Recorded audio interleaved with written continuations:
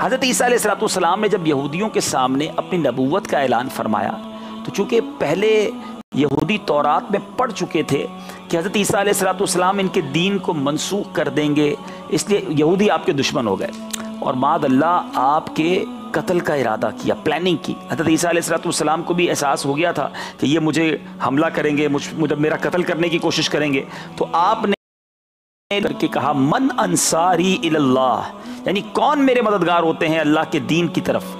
تو 12 یا 19، یہ غور سے سنیے گا، 12 یا 19 آپ کے ساتھی ہو گئے جو حواری کہلائے، انہوں نے کہا نحن انصار اللہ آمنا باللہ واشہد بأننا مسلمون، یعنی ہم خدا کے دین کے مددگار ہیں، ہم اللہ پر ایمان لائے اور آپ گواہ ہو جائیں ہم مسلمان ہیں۔ 12 تھے یا 19 تھے وہ آپ کے ساتھی ہو گئے۔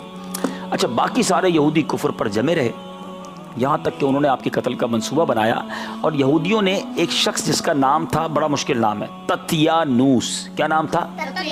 ہاں، تطیانوس، اس کو بھیجا کہ آپ کو معاذ اللہ وہ قتل کر۔ جب وہ مکان میں قتل کرنے گیا تو اللہ تعالیٰ نے ایک بدلی بھیجی، یعنی ایک بادل کا ٹکڑا بھیجا۔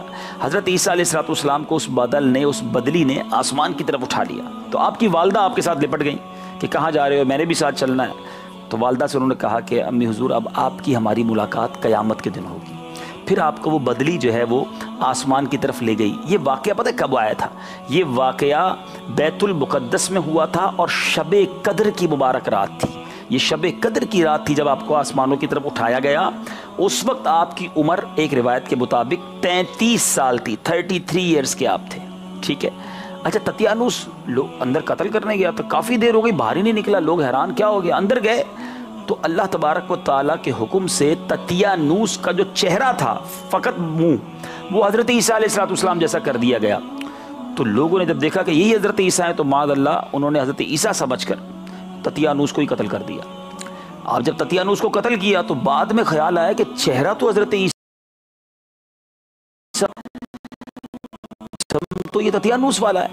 تو پھر پتہ چلا کہ اب لوگ آ گئے تو اہل خاندان نے کہا اگر یہ مقتول، یہ مرنے والے حضرت عیسیٰ ہیں تو تطیانوس کہاں ہے، اور اگر تطیانوس ہے تو حضرت عیسیٰ کہاں ہیں؟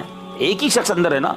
تو اس پر خود یہودیوں میں جنگ و جدال کی نوبت آ گئی، لڑائی شروع ہو گئی، یہودیوں نے ایک دوسرے کو قتل کرنا شروع کیا، بہت سے یہودی اس چکر میں قتل ہو گئے۔ قرآن میں یہ واقعہ 3 پارے سورہ آل عمران کی آیت نمبر 54 اور 55 میں موجود ہے۔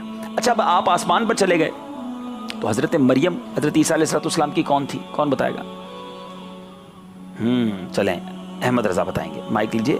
حضرت مریم کون تھی؟ والدہ۔ ہاں، والدہ تھی۔ تو حضرت عیسیٰ کی والدہ حضرت مریم 6 برس دنیا میں رہیں آپ کے آسمان پر اٹھائے جانے کے بعد، پھر دنیا سے پردہ فرما لیا۔ روایت ہے کہ قرب قیامت کے وقت حضرت عیسیٰ علیہ السلام زمین پر اتریں گے اور پیارے آقا کی شریعت پر عمل کریں گے اور دجال اور خنزیر کو قتل فرمائیں گے اور صلیب توڑ دیں گے اور 7 برس تک دنیا میں عدل فرما کر پھر وفات پائیں گے اور مدینہ منورہ میں گنبد خضرا کے اندر مدفون ہوں گے۔ آپ کو پتہ ہے سنہری جالیوں کے اندر کس کس کا مزار ہے؟ چلیں صوبان بتائیں گے جی۔ حضرت محمد صلی اللہ علیہ وآلہ وسلم کا، اور حضرت ابو بکر صدیق رضی اللہ تعالی عنہ کا، ہاں، حضرت عمر فاروق رضی اللہ تعالی عنہ۔ واہ واہ واہ۔ اچھا، اب چوتھا مزار کس کا بنے گا؟ کون بتائے گا؟ کوئی نیا مدنی منا بتائے؟ چلیں عمر بتائیں گے۔